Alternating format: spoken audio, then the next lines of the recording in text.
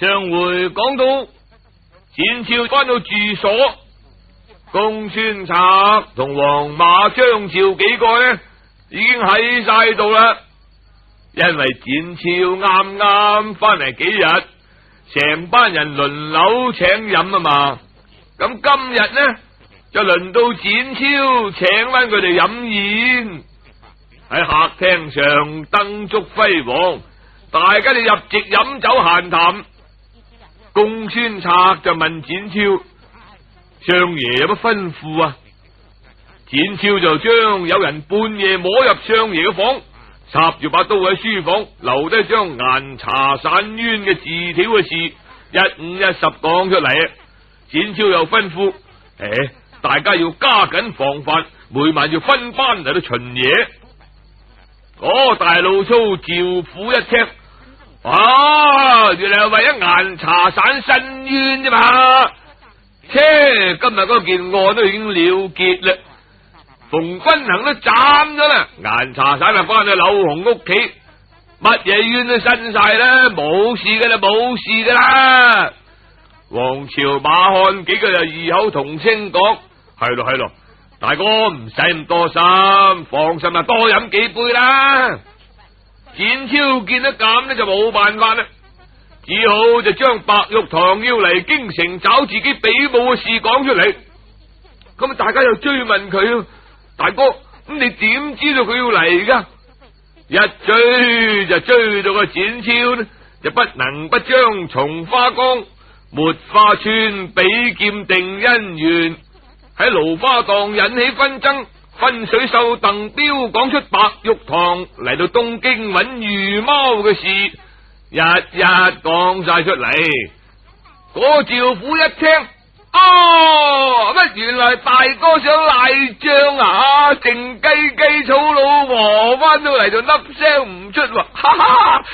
我仲以為大哥為人老實，原來咁風流噶。呢回要罰請飲酒啊！公孫策就話：咪嘈住，請飲喜酒啊，小事啫。展大哥唔會忘記我哋呢班兄弟嘅。不過個白玉堂到底係乜人嚟噶？展昭就將蘆花蕩、含空島佢哋五人結拜，號稱含空島五義士，又稱五鼠嘅事講出嚟，仲講五鼠之中武藝最高強嘅就係錦毛鼠白玉堂。展昭講完呢五鼠嘅來歷，又自言自語喺處噏：我同嗰錦毛鼠白玉堂一向無冤無仇，點解佢偏要嚟找我晦氣呢？我真係百思不得其解。公孫策忽然笑起上嚟：展大哥，你咁都唔明？佢哋五個號稱五鼠，你呢？你又叫做魚貓。貓就專門捉老鼠噶嘛，就係因為你嘅名叫魚貓，所以佢就要嚟同你作對。展昭一聽恍然大悟，賢弟講得有理。原來如此。我呢個魚貓稱號，但係皇上所賜，唔係我自己有意認做貓嚟到鎮壓江湖上嘅朋友噶嘛。我更加唔係話有意對付錦毛鼠噶。如果白玉堂佢係因為我名嚟到同我計較，咁我甘拜下風，我以後再唔叫魚貓係啦。眾人聽到咁講，心中佩服。展昭為人真係敦厚，為咗息事寧人，連皇上賜嘅名佢都可以唔要嘅。只偏偏個趙府呢飲咗幾杯，聽到咁講就唔忿氣咯，攞住個酒杯成個企起身。大哥，我又睇唔出，你素來膽量過人噶，今日驚成咁嘅樣你有嘅？喂，魚貓個名係皇上所賜噶嘛，改得噶？咁嘅名都改得嘅咩？嗰咩白玉堂佢算乜佢噃？佢自己安個名叫錦毛鼠，就唔准人哋叫做貓啊！咁都有嘅，個白玉堂跟住惡得咁交關，咁有本事叫我嚟搵我啊！白玉堂，我理佢白糖啊定黃糖蜜糖，我攞壺滾水嚟沖咗佢嚟飲落肚。展昭就快啲起身勸住佢：喂，四弟，講嘢唔好講得咁過分。啱啱講到呢度啫，當一聲，外邊飛嚿石仔入嚟，就打正趙府手上攞住個酒杯，成個酒杯打到粉碎。趙府大吃一驚，哎呀！如果打正我頭，咁仲有命講。展昭果然身手不凡，已經撲聲跳起身，順手喺兵器架上面攞把寶劍，雲窗口度跳出去啦。啱啱跳上瓦面，都未曾企穩腳，迎面一陣寒風。展昭連忙嚟個鯉魚翻身，哇！一把白雪雪嘅刀喺面前片過去，展昭順勢一腳就掃過去，對方嘅一跳嚟到避開，展昭已經起翻身啦。依家兩個人面對面，嗰陣呢，月色朦朧，只見對方着住一身黑色嘅夜行衣服。展昭定神一望，不覺失聲嗌咗佢：乜係你啊？原來今晚相遇呢，已經不是初次相逢啦。嗰年啊，喺安平鎮苗家村，嗰苗秀父子呢欺壓老百姓，逼人家賣女兒。展昭就去苗家村盜取銀兩啊嘛。喺苗家村苗秀屋企，已經同白玉堂相遇，兩個人一齊去盜取不義之財，兩個各施展本領，雙龍爭珠，平分秋色。白玉堂啊，仲割咗苗秀老婆隻耳仔出嚟，實行調虎離山計咧。不過嗰晚相遇呢，係不約而同去對付壞蛋，又冇互通姓名，只係大家打個照面心照不宣啫。個展昭依家心諗：唔怪得啦，原來佢就係白玉堂。我上次已經領教過，果然身手不凡。嗰個白玉堂呢，頭先喺窗口外邊聽到展昭講嘢，早已經認得佢就係當年喺苗家村遇到嘅對手。不過今日相逢就唔同晒啦噃，今日係錦毛鼠對魚貓，一定要俾佢高低分個勝負。白玉堂一言不發，舉刀就斬。展昭呢，見佢咄咄逼人，亦都冇出聲，舉劍相迎，定定當當打到只見刀光劍影都不見人。展昭一心想同白玉堂和解，交個朋友，所以處處招架。知嗰白玉堂呢，盛氣凌人，半點都唔客氣，步步進逼。呢場魚貓同錦毛鼠相鬥，到底打成點呢？展昭見到白玉堂刀法精通，心中不覺暗暗喝彩，果然名不虛傳，一身好本領。又見到白玉堂越打越兇狠，展昭有啲唔高興啦。呢位朋友亦太過分啦！我讓你3分，你又何必趕盡殺絕呢？難道你以為我展某怕你咩？好，等你亦知下厲害。展昭就故意一個錯步，雙腳一滑，個身一側，幾乎就成個跌到喺瓦面度。白玉堂呢一個箭步上前，一刀就片過嚟。點知個展昭呢，順住勢用劍照住白玉堂把刀一劈。展昭嗰把劍啊，係月華小姐同佢交換嘅湛盧寶劍嚟噶嘛，削鐵如泥嘅。只聽得當一聲，白玉堂嗰把刀啊，俾佢削為2橛。不過展昭就手下留情，如果照住頭削落去啊，命都冇啊！白玉堂見到把刀斷咗啦，連忙一跳，哎呀，已經照上牆頭。展昭就跟住尾追過嚟咯。忽然間，白玉堂一揚手，一嚿石仔照口照面飛過嚟。展昭連忙低頭一仰，啪一聲，成頂頭巾俾嚿石仔打到飛咗出去。哇！慢一步就打正個額頭，實穿個大窿都得啦。展昭抬頭一望，白玉堂都已經無影無蹤啦。呢回就係第二次交手，一個就俾人斬斷咗把刀，一個就俾人打甩咗頂頭巾，又係石地堂鐵掃把，半斤八兩，大家冇蝕底。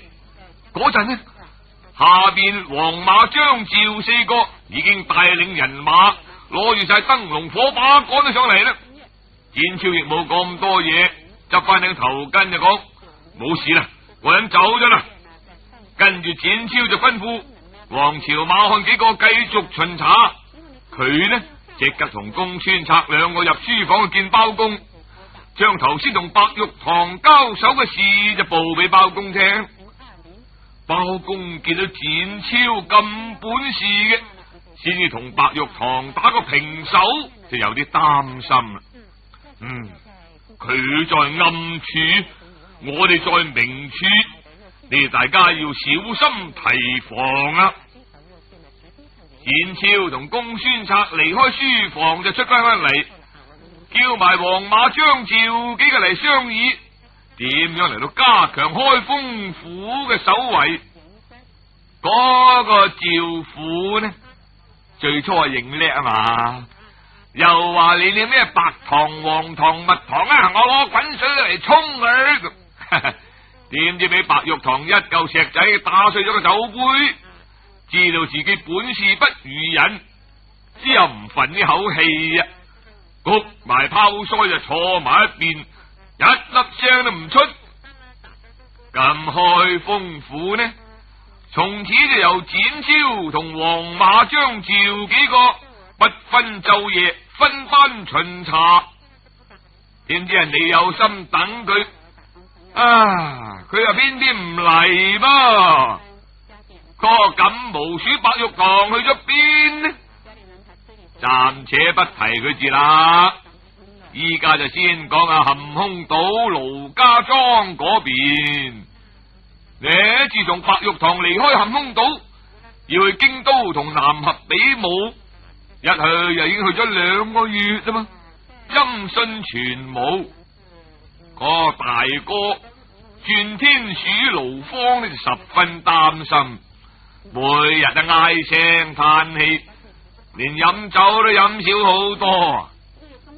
嗰日盧方就叫埋老二遁地鼠韓章、老三穿山鼠徐興、老四翻江鼠蔣平，兄弟4人就聚齊喺客廳嘅商議。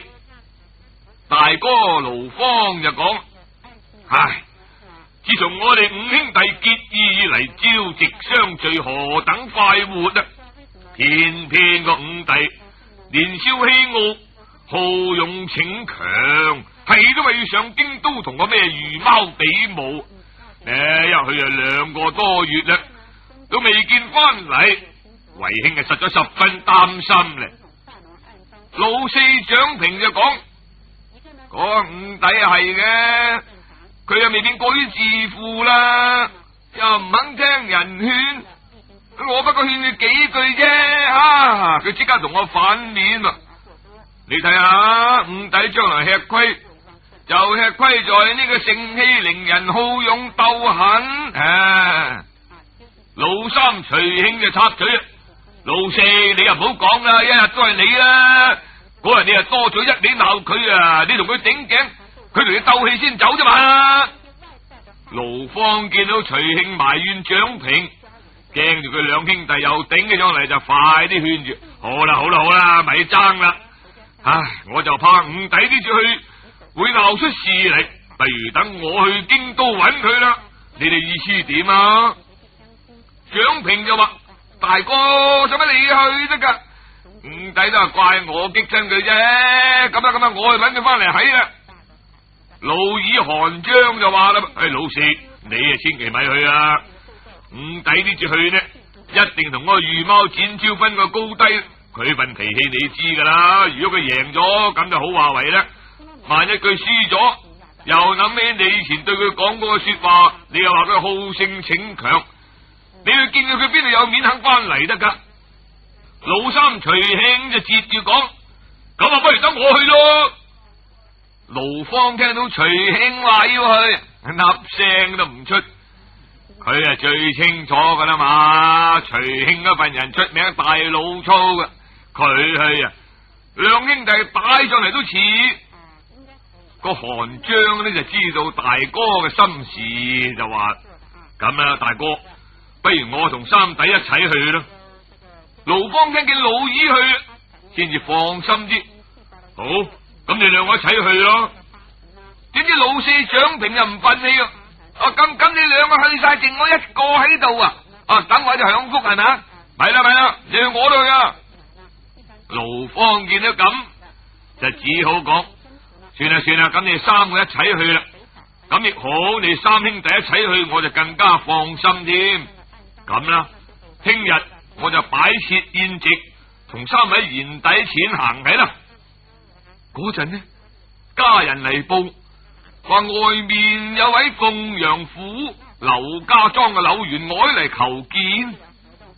盧方一時諗唔起係邊個，蔣平就話：係佢啊，我識佢啊，呢就係金頭太歲金炮個徒弟呢，叫做柳青，花名叫做白面判官。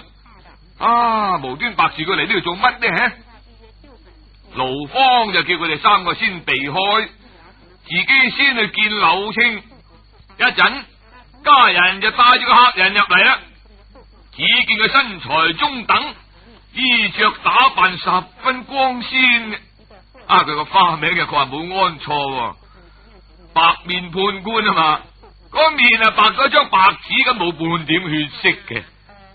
盧方就請佢坐落，家人就奉上香茶，大家客氣一番。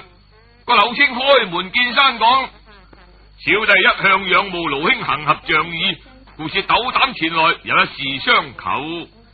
只因我哋鳳陽府嘅太守孫真，乃係兵馬司孫榮嘅仔，即係太師龐吉嘅外孫啊嘛。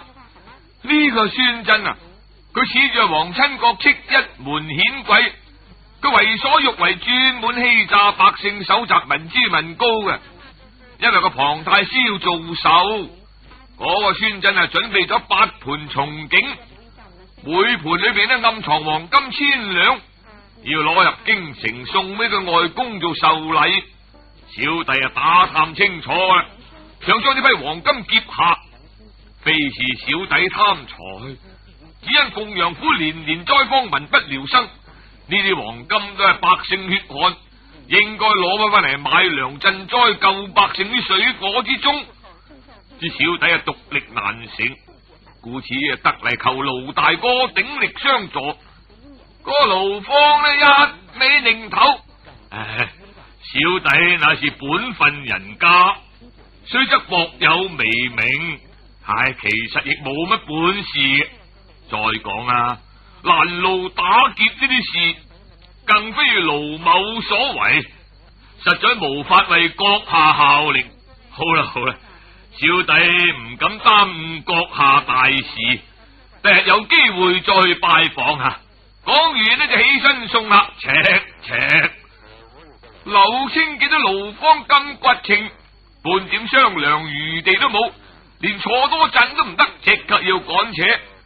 柳青人嬲到面都紅晒，白面判官就變成紅面判官，冇辦法噶，只好企身告辭，講咗句請，轉身就走啦。盧方亦都唔送客，柳青就氣沖沖離開，啱啱出到大門口，見到有3個人喺後邊追住嚟。柳員外，請等一等。柳青擰轉頭一睇，3個人又高又矮，又肥又瘦，三個人嘅相貌身形都完全唔同嘅。劉清嘅道氣未消噶嘛，就講而家你哋大員外既然下逐客令，三位又嚟做乜呢？蔣平就大聲啊，喂，劉兄，唔認得我啦？小弟係蔣平啊！嗱咧，介紹下先，呢位係我二哥韓章，呢位係三哥徐興。喂，劉兄，頭先嘅事呢，小弟都知道晒啦，你啊千祈唔好錯怪我大哥。佢因為最近心中煩惱，思緒不定，故此會得罪老兄嘅啫。嚟，過我嗰邊坐下先。欲知後事如何，且聽下回分解啦。